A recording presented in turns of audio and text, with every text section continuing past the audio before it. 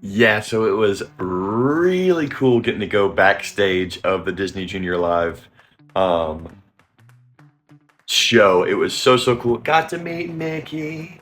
Literally got to work him, and it was really cool because on the backs of their heads, at least like the Mickey, Donald, or at least definitely Mickey and Minnie, the backs of their heads came off, and you could see the inner workings and their like eye mechanisms that like would work. And so that was the first ever like legit eye mech thing I got to work. It was like a little grab thing on the top of their mouth that you could pull back and it would make their eyes blink. So it definitely was difficult, and so being able to work it, so that definitely took a lot of practice. I got to go even under the stage, and you can see right here there's like one of the performers.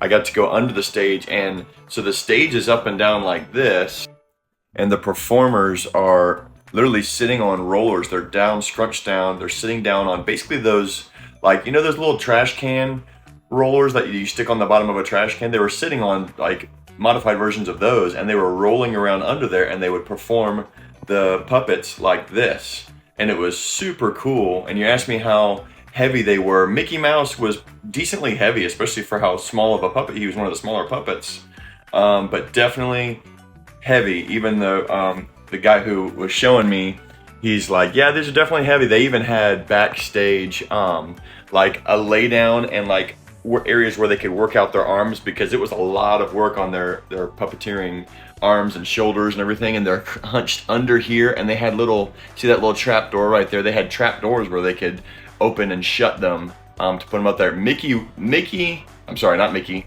Goofy, and even Captain Hook in the last show that they had with puppets, they're the same type of puppet because they're a rod. They had just one big rod that went up through there that you hold them with, and you can work their eyes and mouth through the rod. But it was very heavy because they're much taller and things like that. And it was really cool because